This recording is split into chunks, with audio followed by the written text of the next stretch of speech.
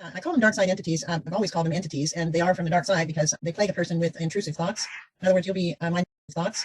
In other words, you'll with intrusive thoughts.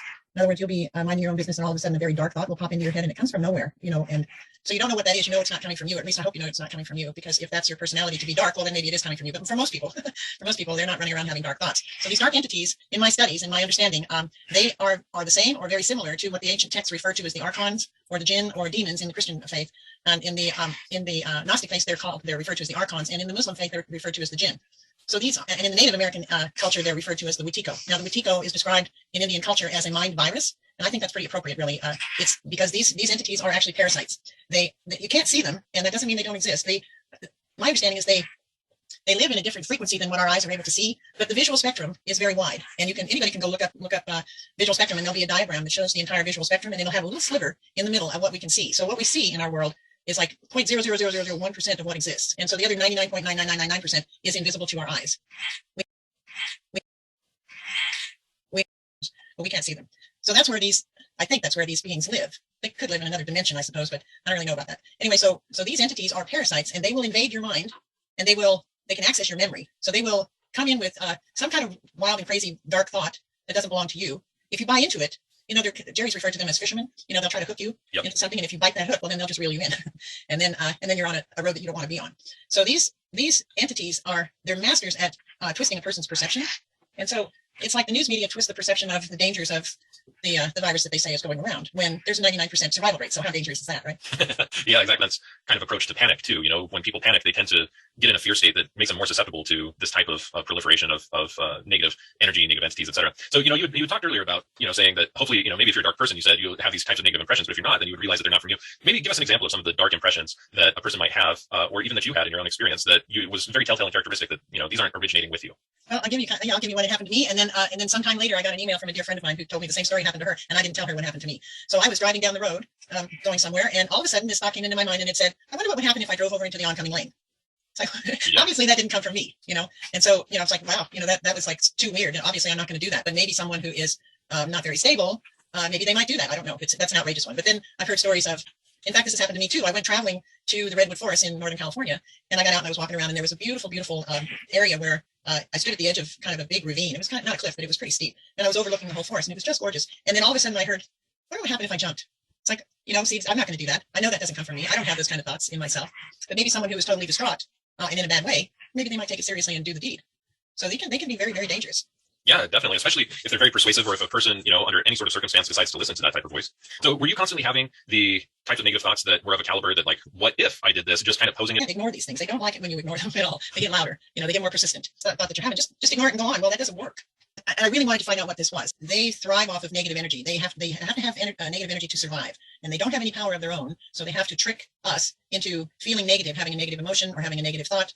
They kind of go together, or being in pain, or being overly distraught. That puts out a negative energy from the individual, and they're right there to suck it up. Now, if it's a really bad attack, once they get through feeding off of you, you'll feel drained. You'll feel tired. You kind of feel lost energy.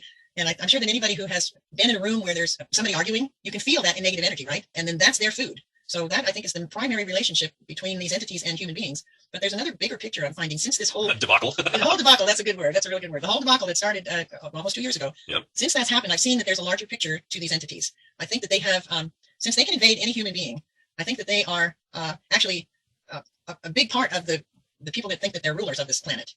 So, because when you watch them, they're coming out with such bizarre commands and expecting everybody to just blindly follow it, which is that's the MO of these entities. They come up with something really bizarre, really distasteful, and they expect you to follow that rule, or follow their orders. Let's talk a little bit more about these entities. And I know that it might be a little speculative, but why would you think that these types of entities, dark entities that would influence human behavior and feed off of negativity, why could you foresee that they would exist in the first place? What is their entire purpose of existence? Well, make a lot of us obey, right? Without thinking. That's the entities doing that, I think. So here we are in this process of evolving that can't be stopped. And I think that they're going to push as hard as they can now to prevent this from happening, but I don't think it can be prevented. I think that's what's going on. There's people in the media who are bought and paid for it. They're getting a lot of money for obeying the rules and not talking about the truth, because they're worried about their job over the truth.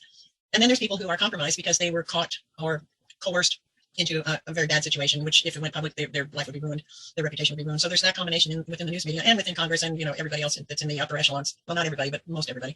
So they are afraid to speak the truth for one reason or another. But, you know, some of them don't even know the truth. So they think they're saying the truth. They actually, some of them believe what they're saying, but I don't think all of them do. So they are being influenced by the entities for sure, because they're afraid to step out of their cozy little cocoon where they're taken care of, and they don't, you know, they don't have to worry about what's going to happen tomorrow. They're safe. They think they're safe, but, you know, they can be thrown under the bus any moment. They just don't know it. So that's what they're doing. And they're being influenced by these entities who are, you know, saying, thank you very much for lying to these people and scaring them half to death. Boy, we're going to have a feast now, you know. But yeah, so they're being ruled by, you know, corporate CEOs or, you know, mafia run organizations or whatever. They're being ruled by that. I think I read somewhere where all of the media are, they're owned by 4 corporations, something like that. Yeah, the megacorps. Yeah. So we've got these major corporations that are kind of running the show. And you can bet that those CEOs are either the entities themselves embodied, or they're being run by the entities. I know that sounds crazy, but that's what I see. The way that you grow up, what you get is your core belief. That's how you think. That's how you look at the world.